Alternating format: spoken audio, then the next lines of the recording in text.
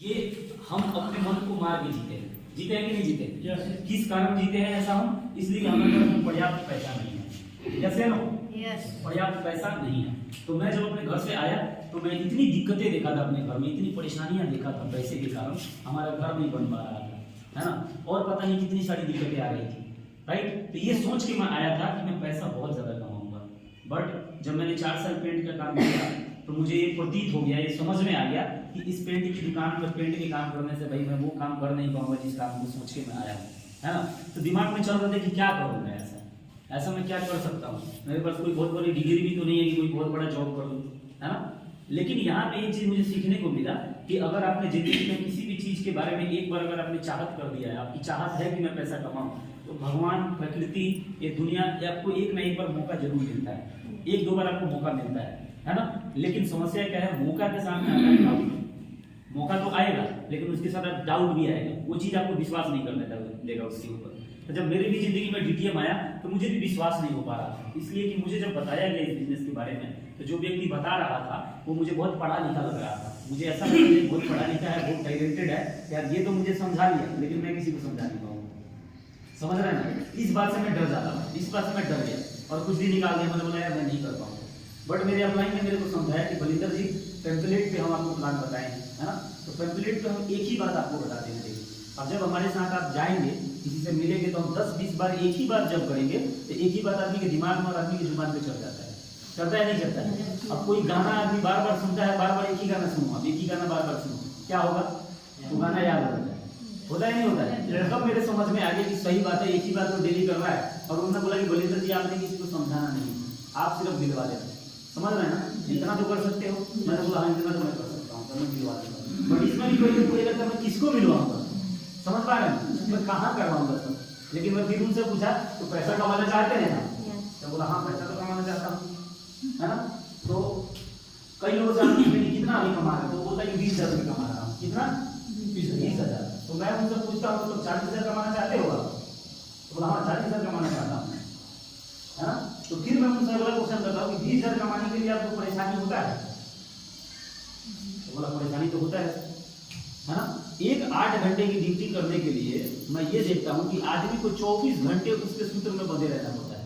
Time पे सोना पड़ेगा, टाइम पे चलना पड़ेगा, तब जाके ड्यूटी पकड़ में आएगी। खाना बनाना पड़ेगा, कपड़े लते भी एक दिन मिलेगा उसको धोना पड़ेगा, है ना।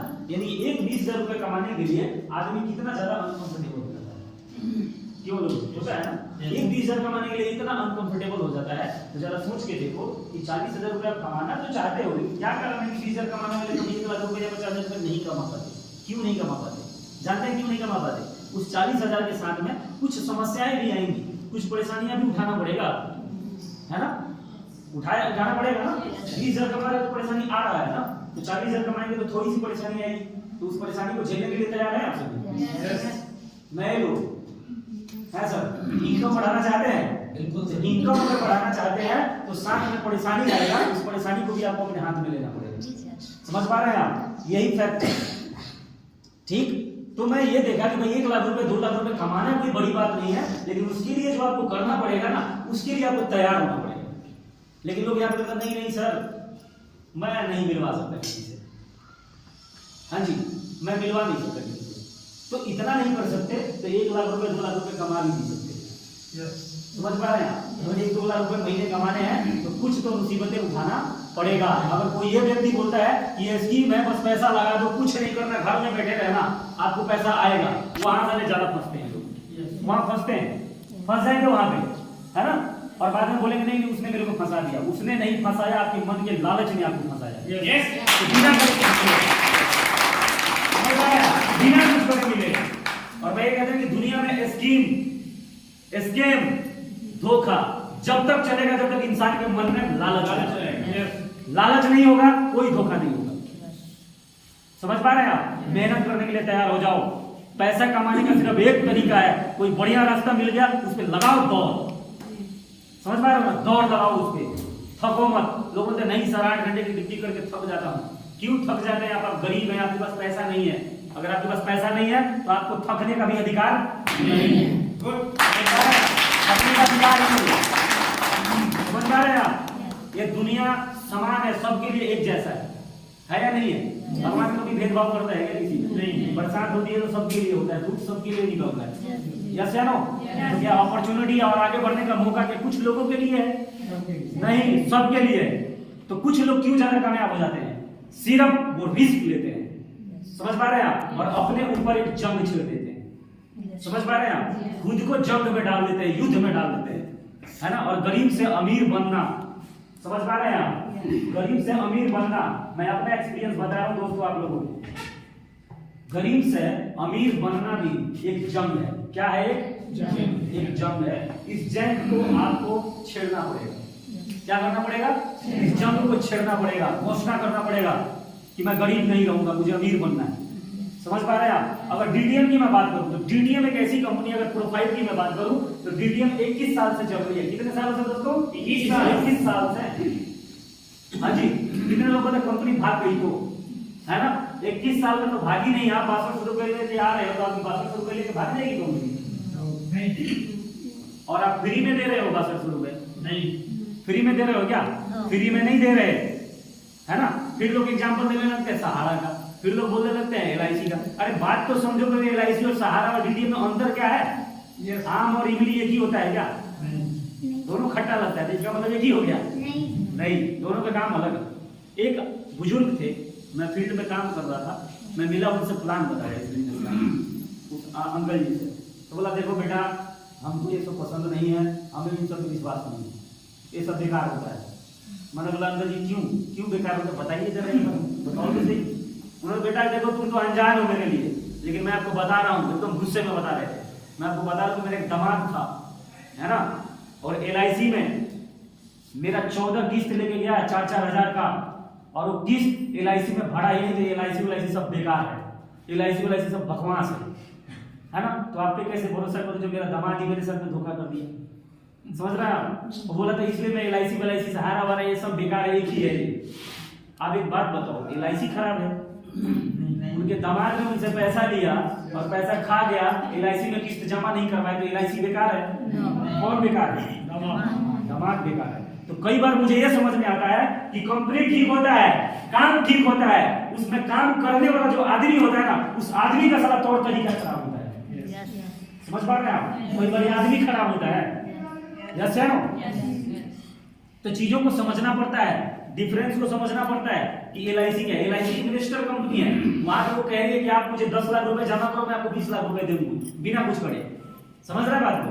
तो क्या है, वो इन्वेस्टर कंपनी है। सहारा क्या थी? सहारा बोलती थी कि आप मेरे पास में 10,000 जमा करो, हम उसको 15,000 बना के देंगे, 20,000 बना के देंगे बिना काम करे। डीडीएम क्या कहती है? डीडीएम कहती है कि हम डायरेक्ट सेलिंग कर रहे हैं। क्या है हमारा?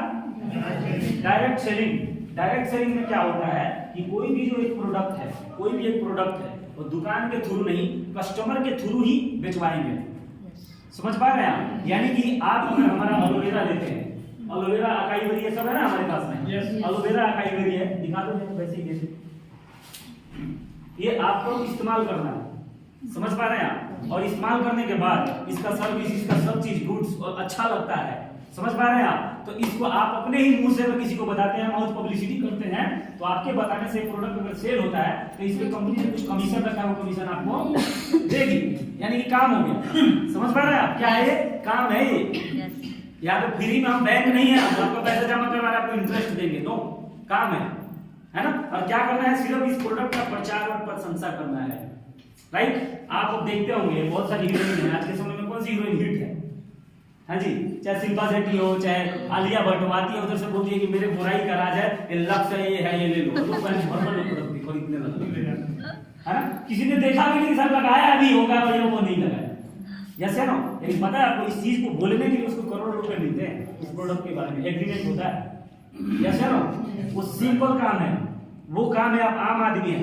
डायरेक्ट सेलिंग की यही खासियत है कि हमारी कंपनी कहती है कि हम अपने प्रोडक्ट का प्रचार किसी बड़े सेलिब्रिटी से नहीं करवाना चाहते, एक आम आदमी से ही करवाएं कि आम आदमी हमारा प्रोडक्ट इस्तेमाल करे, फिर विश्वास करे, और विश्वास करने के बाद में इस प्रोडक्ट के बारे में लोगों से प्रशंसा करे। समझ पा रहे हैं आप? अब इस प्रोडक्ट के फायदे के बारे में आप लोगों से बताएंगे तो आपके बताने से कंपनी का सेल बढ़ेगा। क्या बढ़ेगा? कंपनी का सेल बढ़ेगा।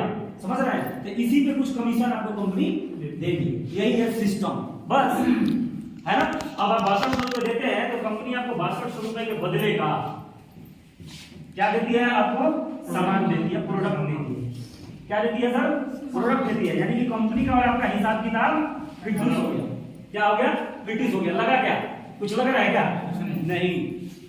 आप दुकानदार के पास जाते हैं, कहते हैं कि 10 रुपए का गुड्डे बिस्कुट दे दो, है ना? आप 10 रुपए देते हैं तो आपको क्या देता है वो? है गुड्डे 10 रुपए का बिस्किट दिया। आपका और दुकानदार का हिसाब क्या हो गया? रिड्यूस हो गया। समझ पा रहा है? इसको बोलते हैं value for money product. Value for money, इसको स्कैम नहीं बोला जाता है। स्कैम उसको बोला जाएगा कि 5 रुपए का सामान दिया, है ना, और 50,000 रुपए ले लिया आपसे। समझ रहे हैं? इसको क्या बोला जाएगा? स्कैम बोला जाएगा उस चीज। राइट? तो एक जेन्युइन काम है ये। जेन्युइन कंपनी वही होता है कि जितने पैसे दे रही है कंपनी आपको, उससे थोड़ा सा ज्यादा, जितने का सामान दे रही है ना, उससे थोड़ा सा ज्यादा पैसे अगर कंपनी ले, है ना, तो उसको फ्रॉड नहीं बोला जाता है। यस है ना? अगर आप कॉस्टिंग निकालेंगे ना हमारे प्रोडक्ट का, 3 चीज है। होटल वाउचर भी देती है, तो हमारा तो साला वैसे 15,000 का पड़ता है। कितने का पड़ता है? 15,000 का। लेकिन आपके हिसाब से हम कहेंगे 4,000 का भी अगर सामान दे रही है तो कंपनी आपसे कितना ज्यादा ली? 2,000। किस चीज के लिए? डिस्ट्रीब्यूट करने के लिए। समझ पा रहे हैं आप? एक सिस्टम क्रिएट करने के लिए, और सिस्टम के तहत आपको पैसा कंपनी देने वाली है। अब कितने लोग बोलते हैं कि एलोवेरा बाबा रामदेव का भी मिल जाता है 200 रुपए का। कितने का मिल जाता है? 200 रुपए का। तो बाबा रामदेव आपको एलोवेरा 200 रुपए का देगा, लेकिन ये जो पैसे कमाने का प्रोसेस है ना, पैसे कमाने का जो सिस्टम है, वो बाबा रामदेव देने वाला नहीं है। बाबा रामदेव अकेले ही चिंता दिन का सब खाएगा। समझ पा रहे हैं? तो ये सिस्टम है, और इसी सिस्टम को करके, है ना, यही 4 बातें बता के दोस्तों इस बिजनेस से जो 14 लेवल है ना बिजनेस का, कितना लेवल? 14 लेवल। 14 लेवल में से मैं 9 लेवल ले चुका हूं, और मैंने लिया, बड़ी बात नहीं, मेरी टीम के अंदर हजारों लोगों की संख्या में आज बहुत सारे लोग लाखों रुपए कमा चुके हैं। कितना? लाखों रुपए। और इन हजारों लोगों में ऐसे ऐसे लोग हैं जो अनपढ़ भी है, अंगूठा टेक है, कुछ नहीं आता, कुछ भी नहीं किया, सिर्फ मिलवा दिया, भैया इनसे मिलवा दिया, आप बता दो भैया, समझा दो। बड़ा सिंपल और साधारण सिस्टम है। इतना तो कर सकते हैं यहाँ पे जो लोग बैठे हैं? नए दोस्त नहीं कर सकते क्या? और मैं तो मानता हूँ कि मेरे जैसा पेंटर जो 250 रुपए की दिहाड़ी कमाता था ना, अगर वो इस बिजनेस में 9th लेवल ठोक सकता है, तो मेरा मानना है कि पैसे कमाने का अगर आप में जुनून है ना, अगर रियल में जुनून है आप में, तो आप सभी भी कुछ भी कर सकते हैं। यस, पैसा कमाने का आग होना चाहिए, फायर होना चाहिए। हमारे उस्ताद बोला करते थे कि गरीबी वो कोबरा है कि या तो उसे तुम मारो, नहीं तो वो तुम्हें मारेगा। यस या नो? गरीबी के पीछे जंग छेड़ना पड़ेगा, है ना, बट किंतु परंतु ईद में रहेंगे तो कुछ नहीं होने वाला। समझ रहे हैं सर? थोड़ा सा रिस्क तो लेना पड़ेगा, है ना। लोग बोलते नहीं नहीं भैया रिस्क है, क्या है? रिस्क है ना। मैं बता रहा हूँ कि लोग कैसे